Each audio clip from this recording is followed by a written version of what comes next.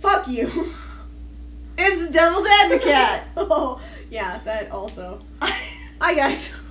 Hi. This is our attempt at a new thing that we're trying, where Cat says nice things about bad things. Yeah. It's Where the Devil's Advo-Cat. Defend the indefensible. Essentially, I'll be playing the defense attorney. Mm-hmm. For things that are bad. Yes. And we're in the media. Right, of course. We're not gonna go into fucking, like, actual issues. Right. We don't have time for that. I don't have time for that. No one has time for defending actual issues. Right, because that's... You can't do that. Nope. No, that's not a thing that you do. In any case, we're starting with something bad. Yeah. Today. Which some people might know, because apparently I didn't notice this because I don't notice anything that's going on ever. Insatiable is a show on Netflix that people hate. Yes. It's funny. I'll be defending it today. Yeah, Kat's gonna defend it. It's funny because I remembered this when we were. I got a Snapchat from my friend, and she had typed the word insatiable. I was like, I can't type this word anymore without thinking about that god awful Netflix show. And I was like, oh wait, we were gonna do a thing about that. Do. It's the Devil's Advo-Cat. So I don't know anything about the show. I've never watched the show. Which is going to happen sometimes. So, because I don't watch a lot of things. Because that's how our court system works. Yes, absolutely. The prosecutor and the defense attorney don't always know shit about what they're talking about, because a lot of cases are, like, a lot of evidence is submitted in last minute. Right, exactly. So this is my evidence. I have a review by, I'm gonna butcher this name so badly, I apologize. It's by Kayla Kumari Updiyaya, I think. And it is from The Thrillist. Probably Upadhyaya? That makes more sense. More sense than what I said. We don't know. I apologize, Kayla, if you are listening to this. The title of the article is Insatiable is Netflix's worst TV show yet, by far. So, this is all my shit that I have. Alright. And Kat has her own notes. Yes. My evidence is a piece of notebook paper where I've written down random redeemable qualities. I have seen the show. I watched it. Because I'll watch pretty much any Netflix original series, whether or not it's in my best interest. Right. Which, honestly, is usually not. It's never... You've watched a lot of shit. Although, I found some good things that I probably wouldn't have seen. This is not one of them. Yes, it is. I'm defending it. Yep. You're defending the good parts about it. Oh, okay. Yeah, but as I hear, the show sucks. Like, it's bad. Might not have been in my best interest. So yes. So, according to this article, the basic premise of the show is a high school girl gets bullied for being overweight, loses a bunch of weight as a result of having her jaw wired shut all summer after being punched in the face, and then decides to get revenge on her schoolmates by competing in beauty pageants. That's pretty fucked up. My opening statement for this... Insatiable is a show that has been criminally misrepresented as a revenge story with social commentary surrounding body positivity, when really the show is a self-portrait as seen through the eyes of a narcissist, dealing with toxic relationships. Oh. Yeah.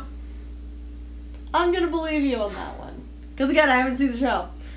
So, So yes, would you like to elaborate on your point? I would like to elaborate on this point. Because you're gonna have to try real hard. I think, and this is something my client, I was coming up with this as a defense for my client Insatiable, but I do actually think that there's, in terms of like show theories, this might not be the least plausible one. Yeah. Because when you look at the show, the writing for our protagonist, Patty Bladell, is bad. Her decisions are bad. She's a bad person. You don't like watching her, and she gets progressively worse. She makes everything about her and the life lessons that she's learning, but then she never learns from them. She doesn't grow. She continues to have this pattern of self-destructive behavior that hurts the people around her. And the writing, if you just look at her story, is not good. And the other main character, Bob Armstrong? Yes, Bob Armstrong. Is very much the same way. And a lot of it is their abuse of each other, and how they're never on the same page, how they hurt each other, how that affects their later relationships, and it's very bad. But if you look at the secondary characters, there are a lot of positive messages to be found in the show. So if you look at the entire experience as seen through Patty's eyes, where she makes everything about her, but you can see as people start to break away that there are good aspects of the show. There are positive messages to be found. She's just not hearing them. And I think my strongest case for this is there's an episode, there are a lot of specific examples that we'll get into later about secondary characters, but one specific example that I have that I think really exemplifies this argument is that she makes a case for herself. Her pageant story is that she had the character building experience of being fat, of being a fat kid, and it goes through, but it's something that, you know, you really haven't seen. She doesn't have any character, so it doesn't quite connect with what we see. But then later, when her best friend Nani steps away from her, we get to see a line in there from Nani's perspective where she says that Patty has always been this way, and we get to see that she hasn't really changed, fueling the theory that she's a narcissist and her personality disorders have absolutely nothing to do with her weight. She's just a bad person. She's just a bad person to Which be is around. what the show is about. Okay. So, so the creator of the show, Lauren Gusis? Yes? Something like that. Maybe. Has said that it's intended to be a satire. How do you feel about that statement? Does it work as a satire? Yes. Yes? Yes. In the vein of shows like Gossip Girl and Pretty Little Liars, Insatiable pushes the concept of the teen narratives being life or death to the extreme. This is backed up by very, very implausible situations in the show to reflect those themes of life or death. A good example, and my favorite, this is not a me being a lawyer joke, this is an actual legitimate thing. My favorite line of Insatiable comes in the last line of the show, because we get to see her, she kills a guy in self-defense, right? What? Okay, let's back this up. To the beginning of the episode, she's trying to get this woman away from the pageant because she thinks that she won't win if this other girl is competing. Right. So while she's doing that, she's kidnapped. Jesus Christ. By another insane pageant coach. So she's kidnapped. The whole thing is they're trying to make it look like she's going to fake her suicide. And she escapes.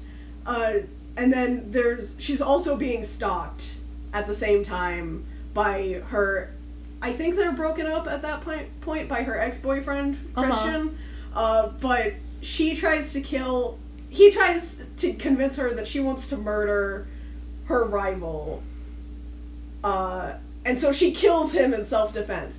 And she is trying to explain this to her pageant coach, Bob Armstrong, and he helps her hide the body because she has stabbed him too many times. So he thinks that she won't be eligible for the self-defense excuse because she kept stabbing him. So he's like, we're gonna hide the body. So they go to hide the body and the car won't sink into the lake, right? And he's like, what else could go wrong? And the last line of season 1 is, well, I may have also sorta killed Stella Rose. So there's a fun thing where Patty, it was a fun twist. What the fuck is going on in this show? One of the ongoing so joking themes, because it is supposed to be satire, is that there are a lot of close calls with Patty almost murdering someone, or actually murdering someone, as is the case for the season finale of the show. And I do think it's a clever twist on the importance that is often portrayed in these teen drama type shows. Okay. So it does have, so it has the elements of satire. Yes. But not the ones you would think of based on the premise. Yes. Of it, because a point by Kayla here, Kayla, who's right here beside me, definitely, Kayla, I'm so sorry. She says, it doesn't have many discerning opinions about body image, confidence, and overcoming bullying. It tries so hard to push the envelope that it doesn't really push anything at all, falling flat as a satire and as an intentionally over-the-top comedy. Yes. I think it's a very unique genre. Yeah. In that it's written almost more like a horror satire than because you know how horror satire gets very over the top, right, and perhaps overly self-aware. It's a Cabin in the Woods of itself. Yes, but not that. Because even in defense of it, I won't push it to Cabin in the Woods. No, but it's very.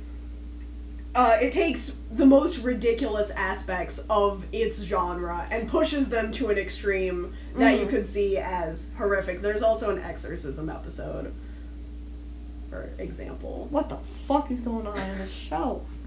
Yeah. There's so much happening! And while it doesn't always have...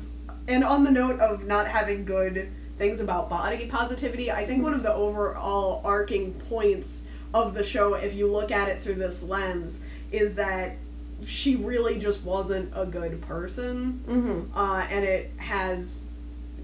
Because I think the whole premise, she's led into the pageant world by her coach, who's supposed to be defending her. He's supposed to be looking out for her, and he tells her that the best way that she can get revenge when she's angry is through pageants.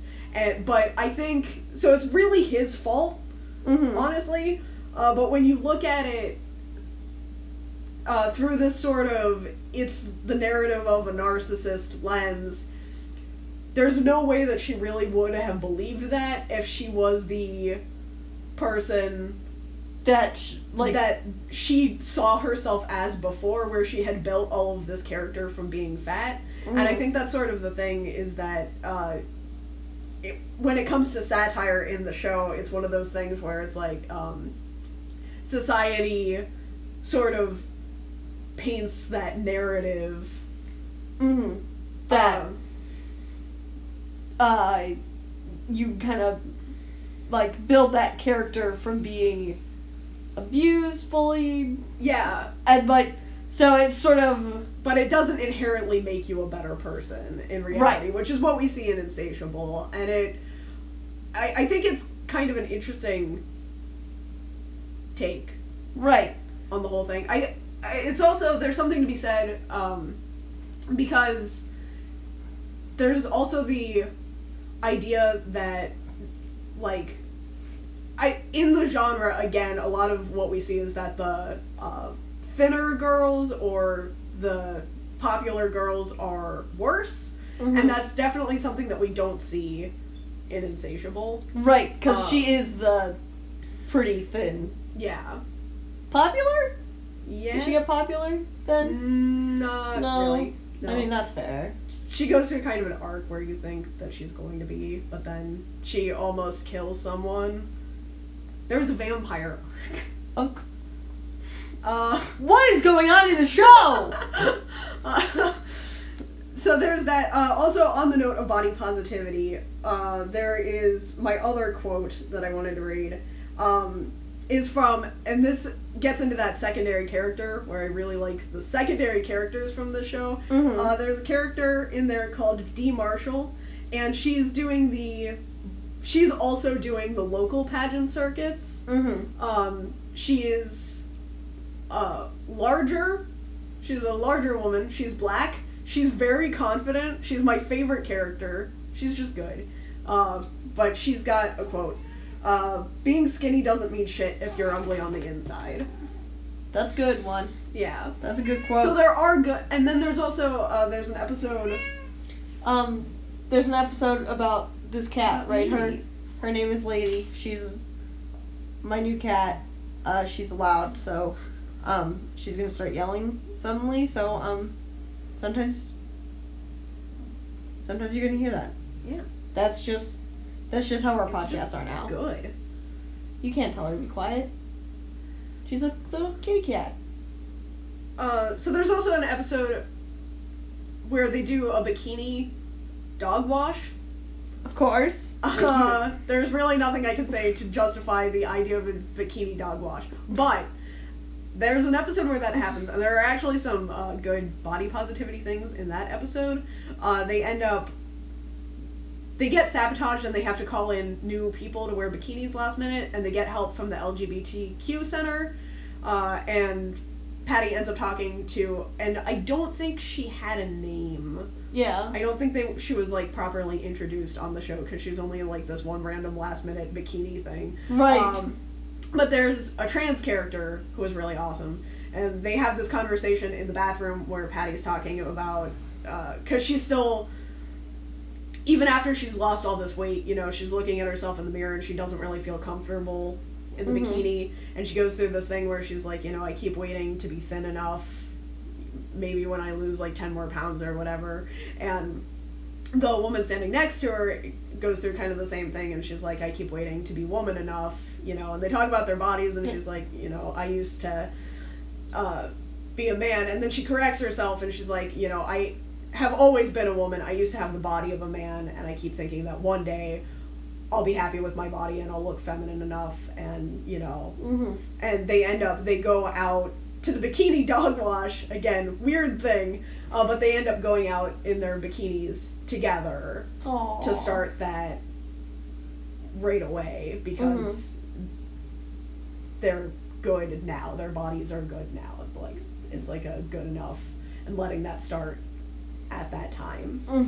But then they reel that back in some, because they get out there and they're still self-conscious, right, and they end up putting like their robes or whatever back on, and they agree that it was like a baby step, but it was like a nice moment, right, it was like a nice representation moment and a nice body positivity moment, and like a taking a first step kind of thing. Right. There are moments like that in the show.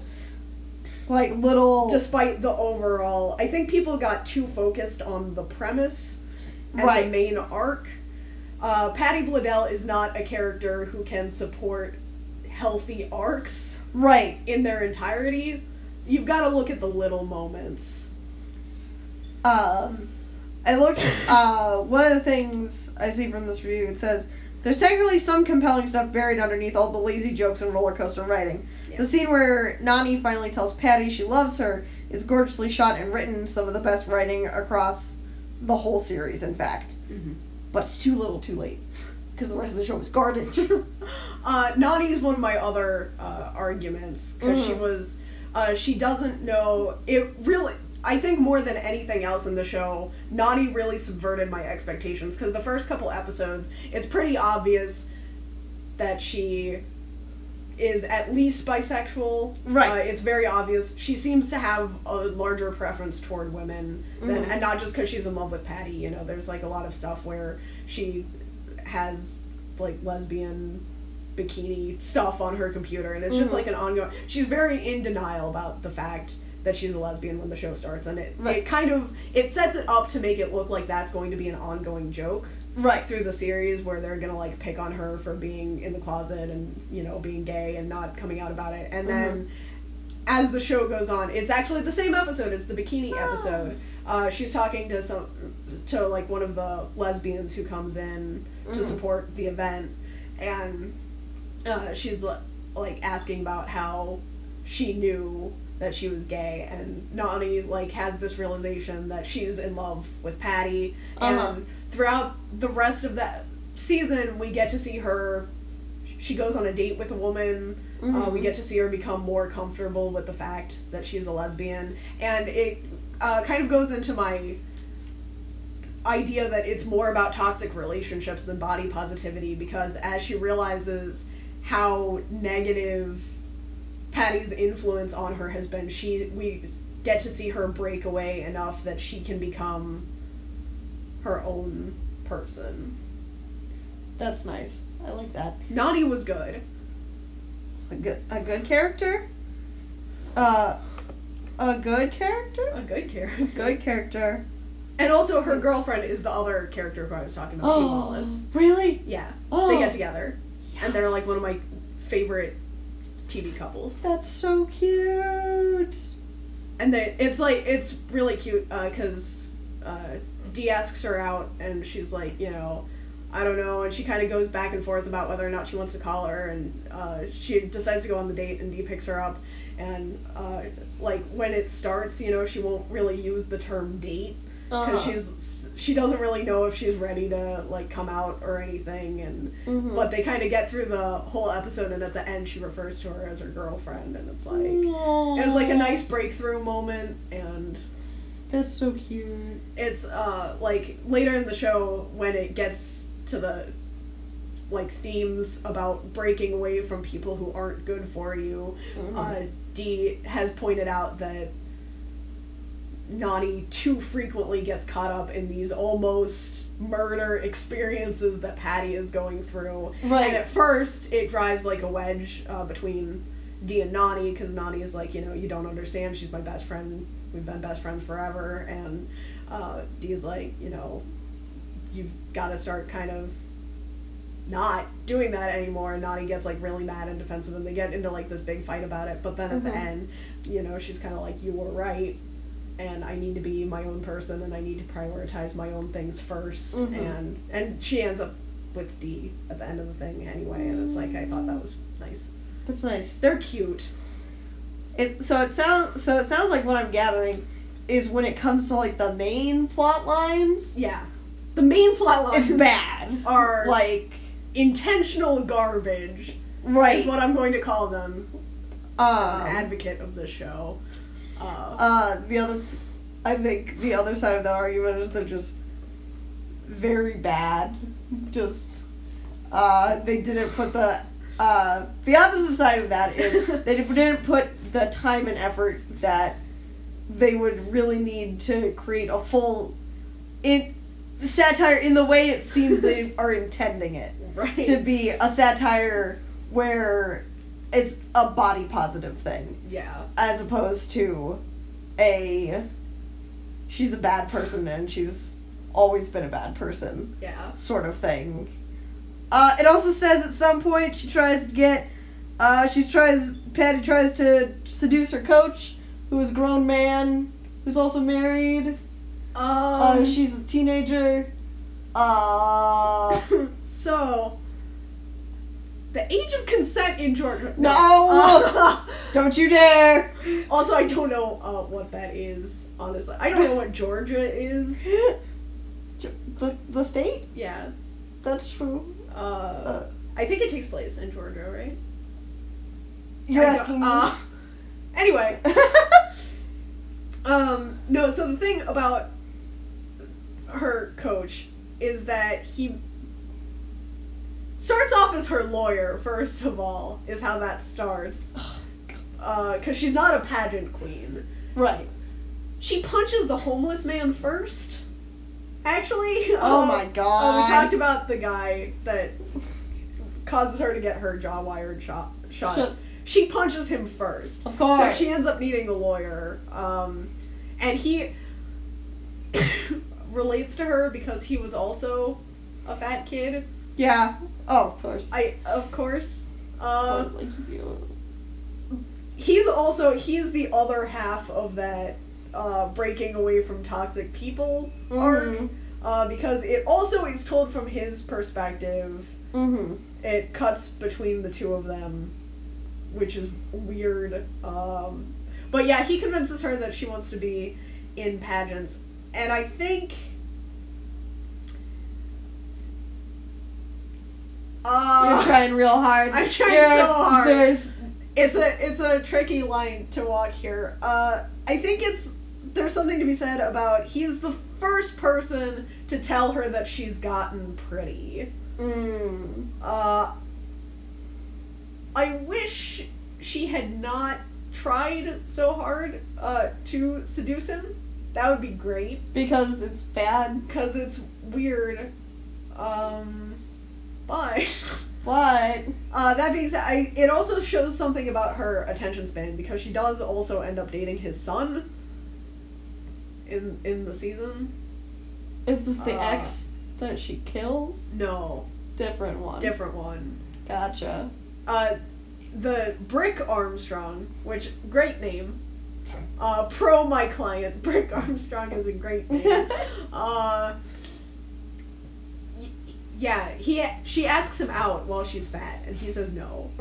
Because he was like the first person she like gets picked on in gym or whatever. I don't remember what the thing was, but he like goes to help her up, and she's like, maybe we could get coffee, and he's like, just because I'm nice to you doesn't mean that I'm interested. Right. And then she gets thin, and she's like, I'm gonna crush his heart like he crushed mine, and then he ends up being not a terrible person. Yeah. And she's like, we should get together. But then she gets high and dates the psycho stalker dude who's the son of the Reverend. Huh. Oh. Who gives her an exorcism. There's an exorcism episode. I feel like that's really important. It subverted a lot of expectations. Hold on. In the sense that there was, in fact, an exorcism. I was not expecting that, therefore it's a subversion of my expectations. Oh my god. Okay. Jesus Christ. Too much happened there. That's my classic whataboutism defense. But what about? Because she did, in fact, try to do that. That's something that happened. Also, there was an arc, Brick Armstrong dates one of the moms. No. That was a thing that happened. She went to jail for it, though. That's fair. That's correct. As it turns out. So, whatever you want to do with that information, I guess. I'm pro that. I think I'm pro adults who are trying to date children go to jail. Yeah. Yes. That's good. It is. Insatiable did that. Oh, great. Gonna be honest, you're making a good case for the unintentional cause of this show, I think. I think all these things are maybe not completely unintentional, but definitely not where it was focusing its energy. Or maybe, we don't know, maybe this was exactly what the writers wanted. Lens of a narcissist. That's what we're going with. Valid argument. Yeah. So here's my question. Yes. It's have overwhelmingly negative reviews for what I see as pretty good reasons so far. How do you think it got renewed for a second season? Honestly, shows that inspire controversy get the most ratings. That's true. You gotta watch it to understand the controversy. Yeah. So I think a lot of people watched it because people were going on about this body positivity narrative before the show was released. Like, as soon as the first trailer dropped, people were mad about this show. Right. And it got a lot of traffic when it was released. Because everyone wanted to know what side it fell on. And I honestly think, regardless of whether or not the show had been any good, just based on that amount of traffic, it would have gotten picked up for a second season. Yeah, that's true. Especially through an online service, because that's where it's getting all its... Yeah. Because the thing is, people are still talking about it. Right. And it's like, that's one of the things that, I guess, a streaming service doesn't really care if you like the show or not. It cares about if you're watching the show or not. Exactly. And clearly people are watching it because you have to watch it to talk about it. Yeah. A little bit of a double-edged sword there. A little bit. You gotta watch some bad things. Yeah. Like the show. Is where I'm landing. Yeah. Do you have any other points that we have not covered yet? I do have a couple other points. First of all, Alyssa Milano. Great. That's my point. Would you like to elaborate? I would not. Okay. No, Alyssa Milano is great. She's a great person. She's been an activist for, like, a lot of really amazing movements throughout the years. She's pretty and funny, and I like her. Shit. I would pretty much watch anything with Alyssa Milano. That's how I started Insatiable, because I did not know we were going to be doing this. I just watched it for Alyssa Milano. Right. She could have been in it more than she was, but she was good while she was there? She was definitely good while she was there. Yes. Here's a saying it says about her. Oh. As Bob's wife, Coralie, Alyssa Milano elevates some of her character's jokes with her wry delivery. Yeah. She was good. I'd say more than anyone else in the show, understood that it was a satire. Mm-hmm. She got that tone spot on. Like, she took it seriously enough that it wasn't out of place, but you can tell that it's ridiculous. Right. Do you feel like that's something that maybe if the other actors had done more, it would have come across stronger as a satire? I think it would have come across a lot stronger as a satire. I think where it ran into issues was because I think if I don't know all of the actors' names. I think if Bob Armstrong and Patty had taken it, had that tone, it would have come across a lot better. Because they were they had the satire arc. Right, they were the main they were taking forces. it so seriously, it came across as a lot more negative. Right. And a lot less satirical.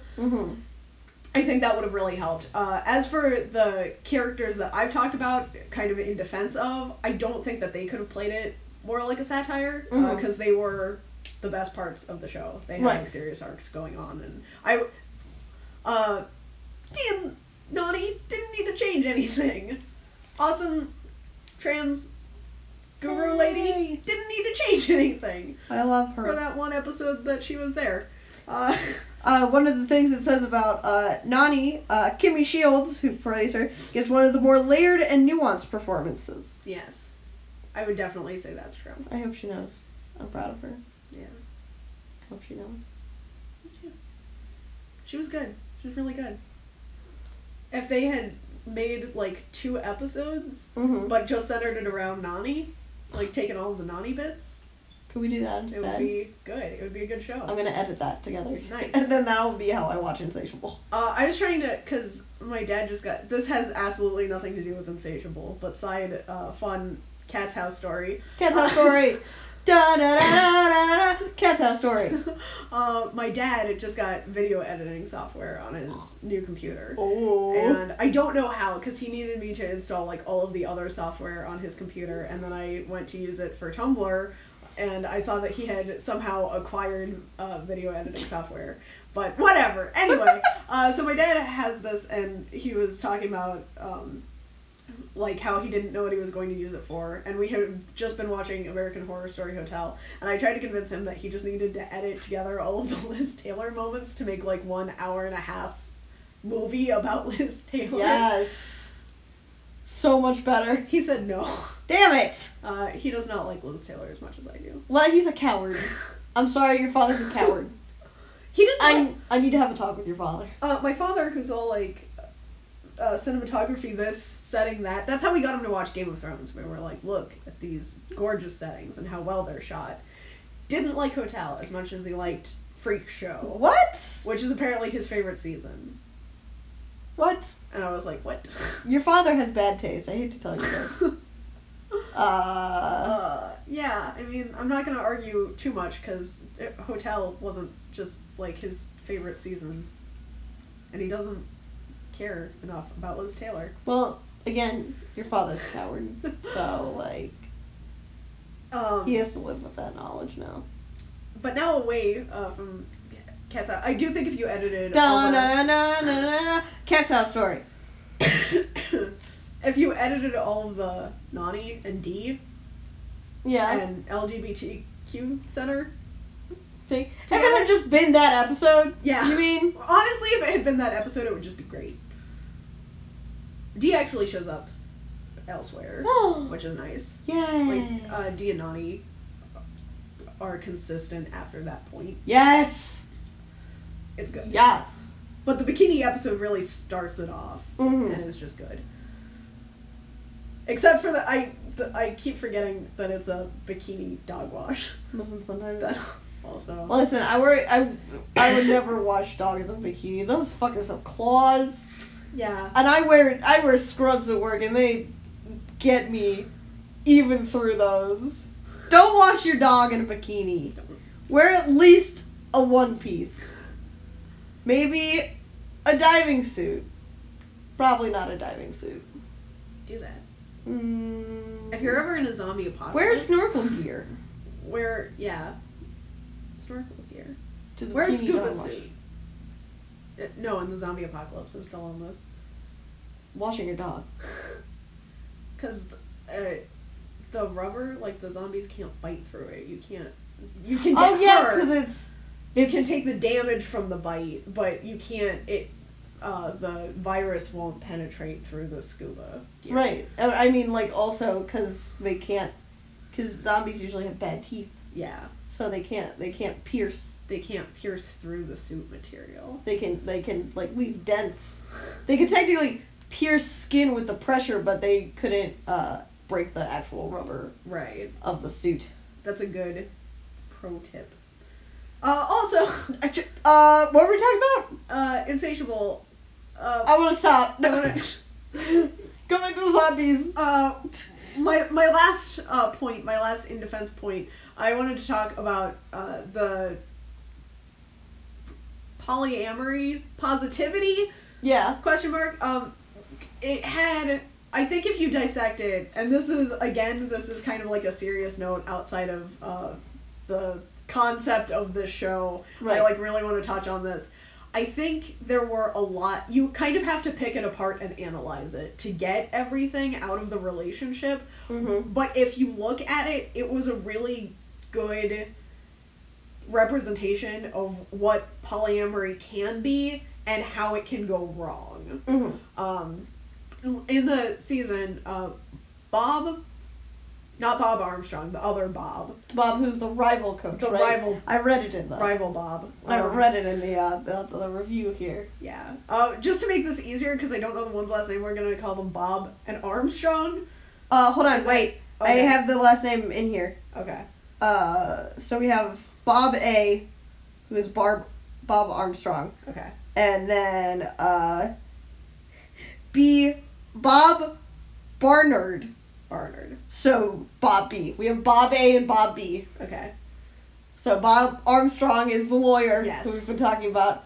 Bob B is the rival. Yes. Bob. All right. And then there's Bob's wife. Yes. Coralie. Right? Coralie. That's what it is. Who's Alyssa Milano? She's great. Can't stress that enough. Right. I really like Alyssa Milano. So they end up in this sort of.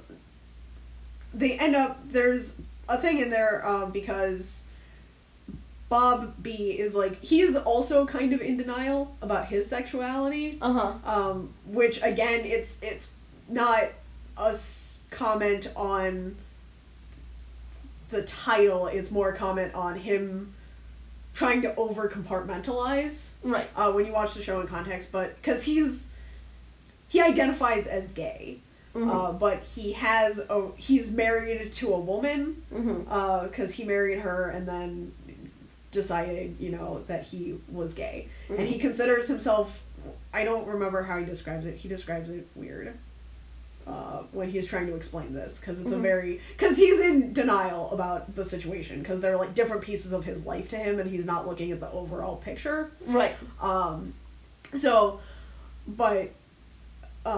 Bob A realizes that he's bisexual, is what he decides that he is, because he has a relationship with Bob B, that almost breaks up his marriage, and the whole thing starts on a bad note, because he's cheating on his wife. Right, of course. She also has cheated on him once, through all of this.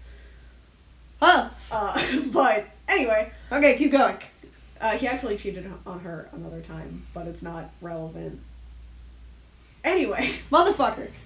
So the whole relationship starts on a really rocky foundation. But he's dating Bob B, and Coralie's going to divorce him, and that's going to be how that whole thing goes down. But he realizes that he still has feelings for her which is when he kind of comes to terms to the fact that he's not gay, he's bisexual.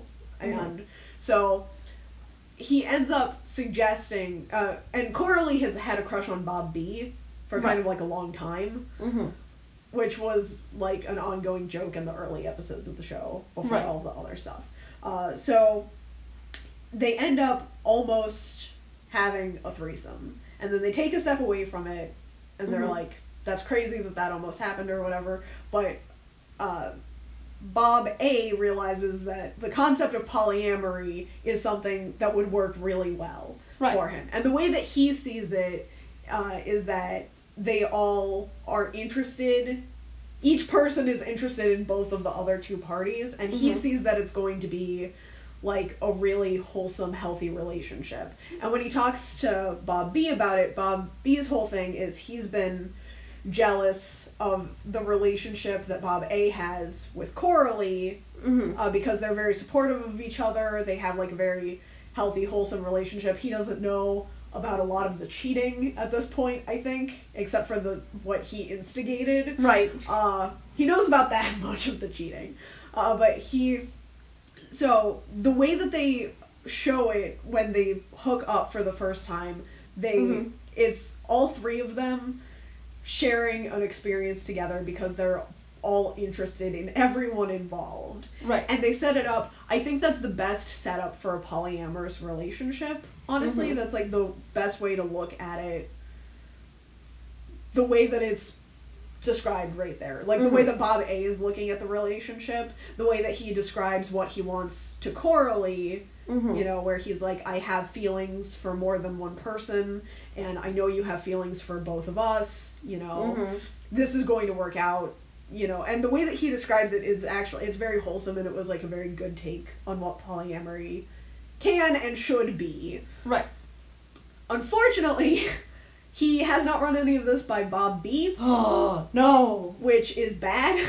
That's bad, yes, that's not how polyamory works. That is not how polyamory works. So they have this, and Bob B, the way he describes their relationship, Bob A thinks he's going to be, like, on board and stuff. Right. But when they start to, like, actually have the relationship, Bob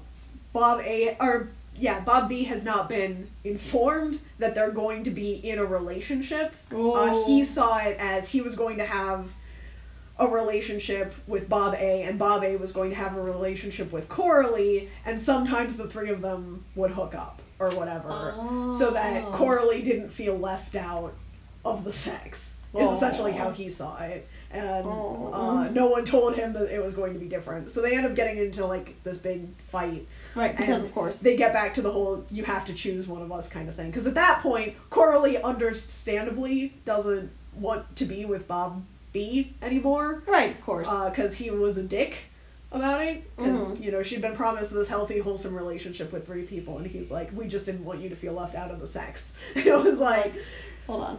So, like, but that's also, I think, kind of a very real pitfall when you have a polyamorous relationship, is that you do have, like, it is very reliant on open communication between all three parties. Right. And every person involved needs to know exactly what's going on. You shouldn't be pitching the idea one-on-one right. without, like, all of the... If you're going to propose a relationship, the people who are involved in that relationship should all be there at the same time. Yeah. You should never make promises for another person in that relationship, because the only person that should be making promises in a relationship that you're involved in is yourself.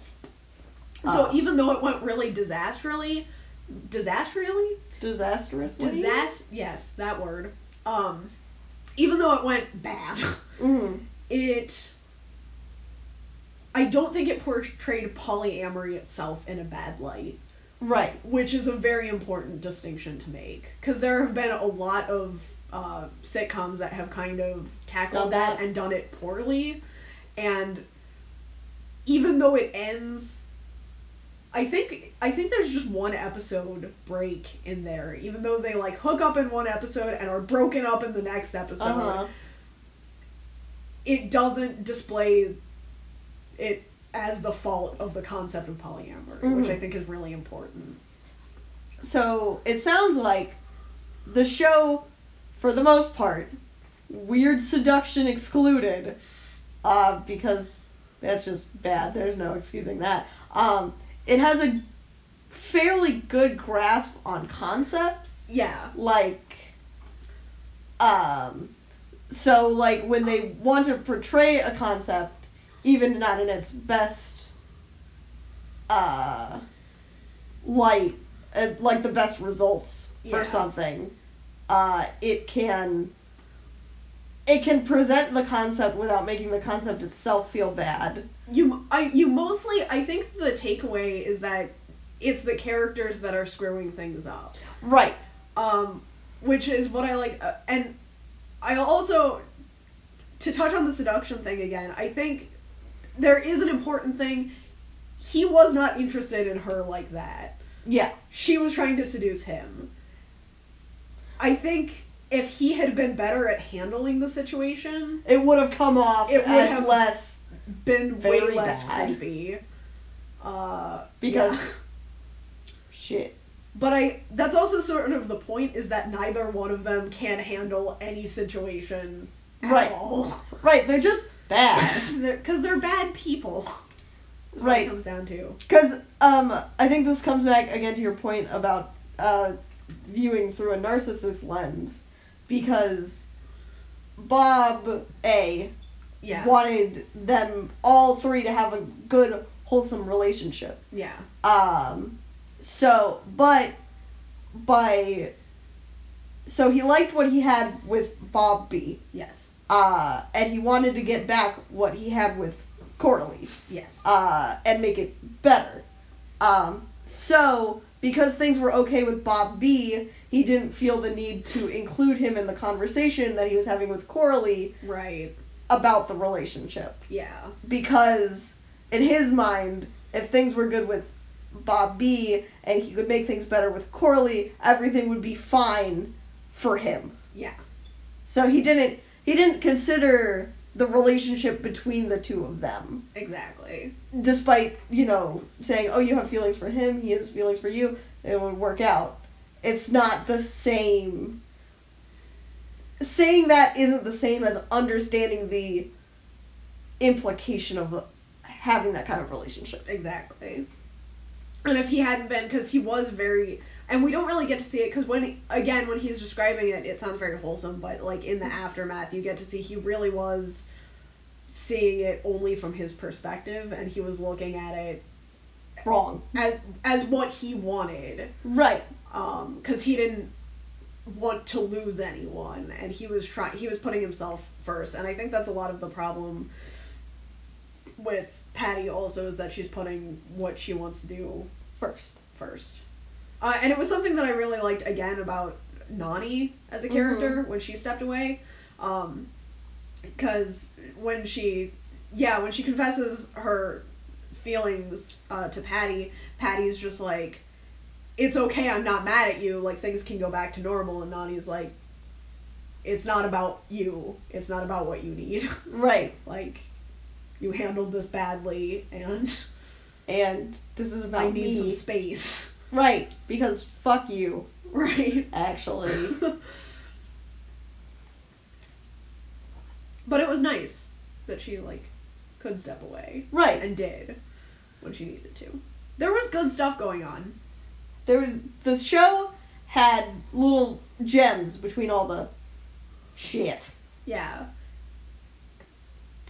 So, anything else? No, I think that your... Okay, so real talk. Yeah. If you were not obligated to defend the show, what is your opinion of it? I wouldn't watch it. Like, I wouldn't recommend anyone watch this show. You told me not to watch it. We had this discussion, and I was like, oh, I should watch some episodes then. And you were like, no, don't do that. Yeah, I don't think you would like it. I don't think I would like it either. I think you would like the little hidden gems. Right, I would like it if you made that Nani compilation for me. Yeah.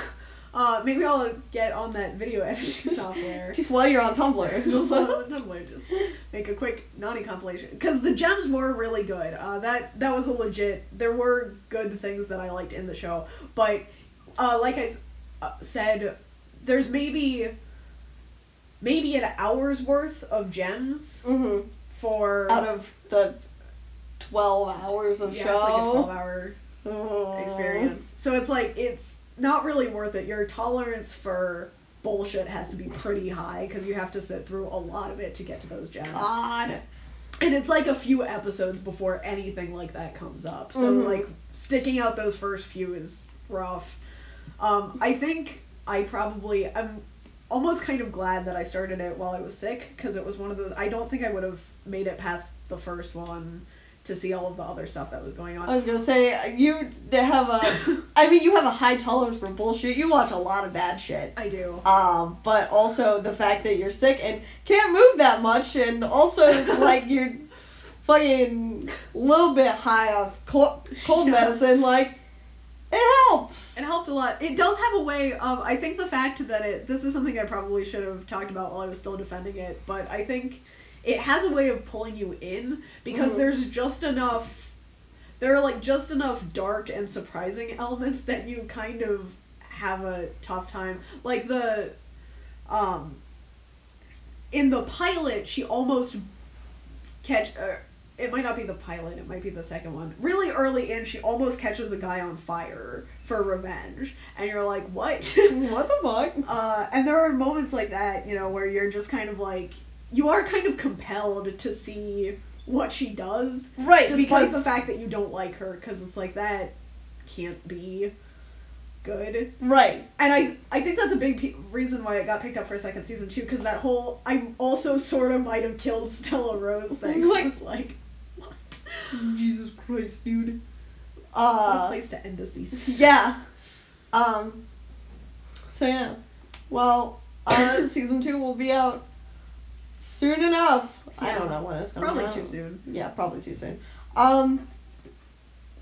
So I think that's our verdict. Yeah. Is if you can find a compilation of like the good stuff, like that might be worth checking out, but watching a whole 12-hour thing for an hour's worth of good content is it really doesn't unreasonable. Pay off. Like if you have it in the background or whatever, except for then there's a decent chance that you miss the gems and just pick up on all the... Yeah, if you can find a compilation or if you can just, read highlights or whatever. Right. But it's not really... I wouldn't say that it's worth it unless you've got something else going on. If you're sick and you just need something to binge watch... Right, just put it on. You'll sleep through half of it. Yeah. Hopefully not the good part. Definitely not the good 12. If you're going to watch one episode of Insatiable, 100% it should be the bikini episode, though. The bikini... I wish I knew what it was called offhand. But it's about a bikini dog wash. Bikini for sure is in the title. Hold on. Let me... I got Google.